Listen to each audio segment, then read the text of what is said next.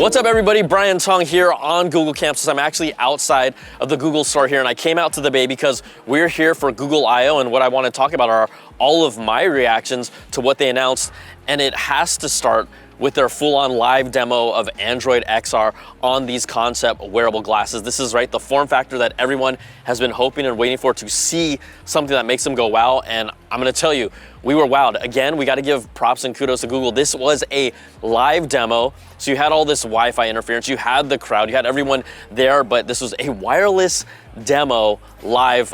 It was impressive. I think we're a little more forgiving because of a company like Google willing to do this. Now let's talk about what we saw in that demo, because it started with a woman backstage. She was looking at a vanity mirror and she had a cup of coffee in her hand. She walked around a little bit, talked to Dieter Bohn, ran into Giannis Antetokounmpo, who was also wearing the glasses, gave her a double high five. There were a few laggy points in there only because of the Wi-Fi, but what I found really fascinating is she was looking at a wall and she asked, hey, who has performed here? They showed a picture of the Counting Crows in a very natural conversational manner. Then the glasses, or Android XR, asked her to, if you'd like to hear a song, you start hearing a song playing. And then as she walks out and navigates on stage, she actually references, we only saw it for a moment, the coffee cup that was in her hand. She asked Android XR what was the name of the coffee shop on that coffee cup. And that's where people started to really react. And I just want to show you how this whole clip plays out. Gemini, what was the name of the coffee shop on the cup I had earlier? That might have been Bloomsgiving. From what I can tell, it's a vibrant coffee shop on Castro Street. Great memory. So this was absolutely impressive. I'm gonna tell you, my tech peers that were around me, sitting around the stage, we were all impressed. People were saying, wow, that was one of the best demos we saw. Even though there was a hiccup where they did translation between two people wearing Android XR glasses, we at least got to see the translation work from both glasses initially, as they described, until the Wi-Fi pretty much kicked out. But when you talk about demos, wow factor, and this is something that we all could see us actually using in an organic conversational way, this is the best demo that I think, tech demo I've seen in arguably the past 10 years. Now, what makes also Android XR specifically, what is all the juice that makes this happen, is Gemini. And we've seen Google invest in Gemini over the past 2 or 3 years and continue to build it rapidly as the replacement for the Google Assistant. Add the ability to what is called a multimodal AI, the ability for it to understand text that it sees, video images that it sees, audio that it hears, and still images, process that, create a knowledge database on the fly, and then allow you in that context to respond, interact, get knowledge from Google's knowledge base. You talk about, let's just really quickly rewind back in the day when Google was just, their whole goal or mission was to organize all the information around the world and make it accessible and easy to understand and distill. When Google was doing that, people were always saying, oh, what type of consumer product can Google do now that they're in search, they have maps, and the phone was one of those things. But now when you start seeing them connect all the dots with search, all the information they know, maps, and now the knowledge that Gemini has, this is the perfect platform for a wearable device that understands us naturally, that can communicate with us. The way that you and I talk is going to be different, but it still gets to the root of the questions and answers that you have. I'm just going to throw this out here. The title of this video, is basically Apple's biggest threat in the next 3 to 5 years, and it's Gemini. That is the platform that is going to be powering all these new wearable devices that support the wearable hardware. Apple, let's be real, We've talked about Apple Intelligence. I don't need to beat them down anymore, but how they've come up short. Apple has nothing close to what Gemini is capable of, from just even talking, delivering information. They're using Google Lens for their camera image capture to analyze those images. They're using ChatGPT to help them, but we just know that Apple isn't a year or two behind with what Gemini is doing. It feels like they're 3, 4, 5 years behind. And for them to take that next leap, when we're talking about wearables being one of those new hardware frontiers for technology, they need something, they need Gemini, and they don't have it. And that's why I think it's the biggest threat that is hurting them today, and it's hurting them tomorrow. And we'll see what they do at WWDC, but here at Google I/O, Android XR, they threw down the hammer, they put their flag on the ground, and all these devices are gonna be powered by Gemini. They're gonna really be able to take off and fly. I would even say Meta's gotta watch out with what Android XR is doing, because Meta showed us, everyone's like, oh my gosh, look at what Meta's doing with Project Orion, but they don't have Gemini. and Gemini is the secret sauce to all this, and I think it's gonna be really exciting to see how this all comes together. Now let's talk about, again, Android XR. I actually got a little demo of it, so maybe I should show you that. What you guys and gals see in my hands, this is not a final version of anything, but it's a prototype that Google has been working with Samsung to show off Android XR. So I'm gonna put them on here, and what's cool is to activate and interact with Gemini, I'll do a long press here, and a little icon will appear on the bottom. It almost looks like a bluish purple bubble audio waveform, and it's actually listening to me. If I want to turn it off, I can do a long press here as well, and then I'll see information. There's no text that's covering directly what I'm staring at, but just set below, which is really a good place where I see time and temperature. I know I can also tap this to pause it. There is a little button that's right here up top, and I have my friend Chris holding the camera. You can't see, but I'm gonna actually take a picture of him by pressing this button up top here. It says a little circle ring, it focuses, and I can see the photo here in it, but it just did just like that. So right now, you can't see it, but I'm doing a little demo of the maps navigation, and when I look straight ahead, I actually see a turn direction. So right now it says right turn 500 feet north shoreline, but I notice when I look down, just tilt my head down a little bit, I actually see a rendering of a street view, like graphically represented of the roads, right? Typically what you're used to seeing on your phone, the blue highlighted line. So looking here, I could imagine focusing on the road is telling me to turn right, but if I just take a little peek down, I can definitely see the lay of the land, and it's adjusting my orientation at the same time. So maps integrating this as a demo, of course. One other quick demo they showed me was we have these two paintings on the wall, and so using Android XR, I'm able to stare at this wall and then ask them, what am I looking at? And it told me the title of the painting. I asked questions like, oh, is this an oil or water painting? I was actually able to have again, normal conversational dialogue, and it delivered the information. This is just, again, they're showcasing what's possible. There's nothing here is final yet, but this is the form factor that everyone's been waiting for and talking about is like the future form factors of wearables. And right now, my experience just in this demo definitely gives me a feel of what is possible and the potential. And it's exciting. Like this is the coolest thing I've seen at Google I/O, and arguably right now, one of the coolest pieces of tech and a demo that backs up the promise of the future. And the future isn't now, but it's coming. It's coming.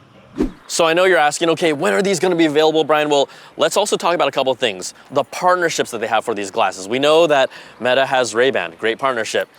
Android XR's partnership, Gentle Monster, the Korean beast with those amazing store displays. You haven't seen them, but they're a glasses frames company. We also have Warby Parker, right? Here in the US, it's established themselves. So we have a range of glass manufacturers that are gonna be working with Android XR. If you're wondering, okay, when might we see these? Well, we know that for the most part, they're gonna be getting Android XR into developers' hands. Probably around by the end of this year, they'll be working on apps and developing that to really create an ecosystem for it. But we won't see these glasses in 2025, most likely sometime in 2026. And another really strong indication of that is Xreal, right? This is a augmented reality glasses company. I've featured their product here. They allow you to wear these great looking glasses, have a huge screen for entertainment, for video gaming on the fly. They announced Project Aura, which is essentially their One Pro version of their glasses using the augmented reality experience from Project Moohan, but from Android in those glasses. So we're gonna start seeing slim form factors with the Android secret sauce for wearables coming in 2026, and the Android XR demo that we saw and that I got to try on, those will be coming expected sometime in 2026.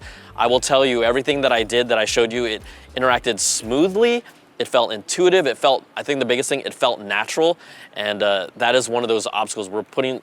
If someone who, like me, who doesn't wear glasses, wants to wear glasses, they're doing something right. Okay, let's talk about another thing I got to try on for the first time, Project Moohan, right? We know this was an announcement. It's a partnership between, again, Google and Android, Samsung, and then Qualcomm with the chip that powers all this. This is for the wearable headset, not the glasses, but the enclosed environment. This is also gonna be the same platform that Project Aura on Xreal uses. Okay, connect all those dots. But what's really clear, I got my hands on the actual hardware here. Some of the cool things that you notice, this is gonna be the first Android XR design that comes out to the public. We're gonna find more about it from Samsung this year. It also has the ability to put on this full-on headset just directly on, so you can kind of see the space around you, or you have these light blockers that are magnetically popped into the bottom to give you that full immersive mode. So you have two options. I'll tell you, wearing this headset though, it looks very Apple Vision Pro-ish. feels like at least half the weight of it, which when we talk about comfort, that's going to be a big thing. What's the biggest obstacle that Apple has with Apple Vision Pro? Comfort and price. When I put on this does not have the same premium materials, but it doesn't feel super cheap either, but it's really light, right? So you have this design that feels comfortable to wear. I will say using the UI and the interface, it's very intuitive. One of the cool things is you don't have to go through a whole bunch of calibration. It automatically detected my hands. I was able to do very similar things like stare at objects, pinch and hold. You'll see some of the footage here where I interact with a lot of different things, but it is not as responsive, right? This is just a demo, but it's still not as snappy as I would say as Apple's Apple Vision Pro. Also, the fidelity of the screen is very good. It's not as good as Apple's Apple Vision Pro, but there's gonna be clearly a big difference in price between these two.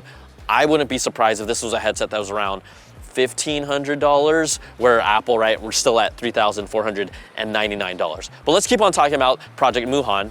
You look at the design, yes, again, it's very Apple Vision Pro-esque.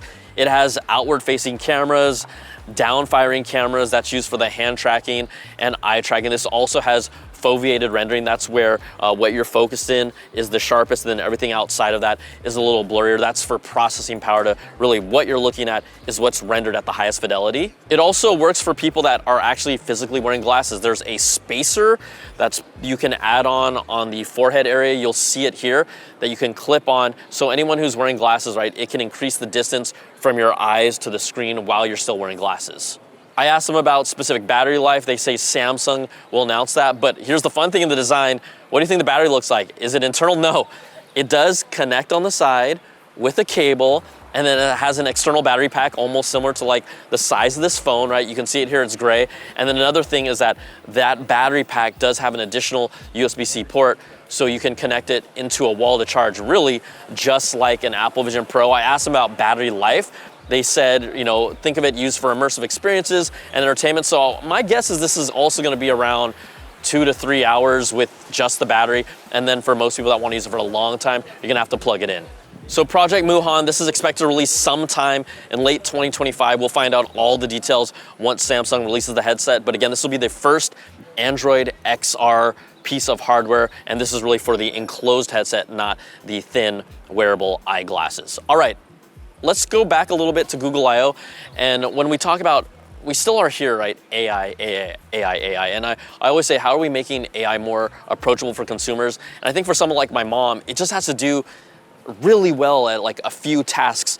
And something that they focus on is shopping. Now, what this is a combination of is with the Gemini platform, the brains of that, and what we call, let's call like a checkout agent. Think of it as essentially the computers in the background doing all the processes for you to buy clothes. But this was a really cool thing called Try On, and this is gonna be available later this year. But what they showed is essentially, I can look at a piece of clothing. They use an example of a woman looking for a dress. But if you wanna see what it looks like on you, you could then go to your photo library, upload a picture of yourself, right? You're looking for a full body picture. And what it does is that there's a deep understanding of the human body and how clothing will look on it. So it builds this custom image generation model specifically for fashion, and then uses advanced 3D shape and understanding to create a profile of your body, take that piece of clothing that you saw on the internet, and then map it onto your body, knowing the kind of materials it has, how it drapes on your body, and give you at least the best idea of what an article of clothing looks like that you want to shop for. This is kind of crazy because how many times have you bought something online, it didn't really fit you the way you wanted, and then you returned it because of sizing? This hopefully gives you a better idea about that, but it takes shopping to the next level without really doing anything. Then when you want to check out of it, they use an agent for checking out. So what does that mean? Okay, let's say I want to look at this maybe when it drops down $50. You enter that in, and then it scours the internet, finds retailers or other sites that might be selling this product. And when that drop happens, it'll notify you, and then you can later on go and purchase this item. So that all happens in the background, whether they find the price that you're looking for at that moment or later on, you're gonna get notified. But this is when I talk about, okay, do something for us that my mom can understand, make shopping simpler. This is one of those things. I've also suggested things like making dinner reservations, just talking to your phone and say, hey, book this reservation at this restaurant in this time window, and that'll happen on its own. we're getting there. Or even something like an Amazon package. We know that Amazon knows everything about us. Say, hey, I want to return the, I don't know, the batteries that I bought from last week, and it creates a label. Like, we're getting there where AI can start doing really simple tasks. We talk to it conversationally, and Gemini and Google showcase just that. I'm gonna touch on this really quickly, but we obviously know that part of the Gemini platform is Imagine 4, which is their image creation, and then also VO 3, which is their new version of their video generation, AI generated content. I thought what was really interesting about it is, yes, it gets more and more impressive. I think what I've found with AI generated video specifically is that there needs to be a narrative or a soul with it. Like, you can create some cool scenic backgrounds, but when we saw some of these cool things, like a woman with like a weird light lantern in her stomach, then walking down a town, it is cool visually, but the thing that they're now kind of missing is narrative. I'm not saying this stuff is not impressive. We're talking about entering a prompt about an old man in the ocean, giving him dialogue to actually speak, and it has not only the voice of the person, it has the look of a real man, and then also the background sounds like the ocean and birds. This is all generated with AI through their VO3 platform. This is really impressive stuff. I just think that we need to see this stuff have a narrative or a soul that makes it more meaningful. Otherwise, yeah, it's just a dude on a boat. Like, that doesn't mean anything to me, but this stuff is getting crazier and crazier and more impressive each day. And then finally, just some really quick bullet points before actual Google I/O happened. They made a few Android announcements. I just want to touch on them really quickly. 3 new things coming to Android. The first one is Material 3 Expressive. This is their new design language. What it really comes down to is going to be more flowy, fun, bouncy animations that just make the OS feel, I almost say a little more joyful, a little more different color combinations, but I've always loved material design, so anytime they can tweak and make this better, material design is gonna look really good with Material 3 Expressive. Another thing is, we talk about Gemini being the heart of everything. Android and Google are leaning hard into this. They announced that Gemini will be coming to other products. Not only will we be using it on our phone, not only will it be obviously a key part of their Android XR rollout, but it's gonna be part of Android Wear for their wearables. Also, Google Android Auto, and then Google built-in for cars. Gemini is going to be a key part of that. And then what I think is really one of the most intriguing ones, Gemini is coming to supported Google TV TVs. And that's really interesting from a standpoint of asking for specific type of content, action movies for someone under 13 that are animated, but give like a deep breadth of options. So I'm actually really fascinated more about Gemini on the TVs. And the reason why I think about TVs is, if you talk about the 2 consumer products that people have the most of, like the most market penetration, over 90%, it's phones and it's TVs, and Gemini is gonna be there. And finally, some new security features coming to Android. First of all, the Find My feature to track these third-party tags and others. It's gonna be called the Find Hub. It's also gonna incorporate other devices like suitcases with built-in trackers, or even something like your skis. That whole ecosystem there, Find Hub is the new name. It'll have a new look as well. And then also satellite connectivity support coming to Android devices. So overall, those are the 3 new big Android features. But again, here at Google I/O, Android XR and Gemini, it was impressive, it was amazing. It's the best demo that I'm guessing we'll see in all of 2025, and look out world, because Apple and Meta and all those other competitors, I just don't see how today, right now, you can compete with Gemini. You might in the future, but right now, Google has that lead, and it's gonna be really interesting to see how it all comes together.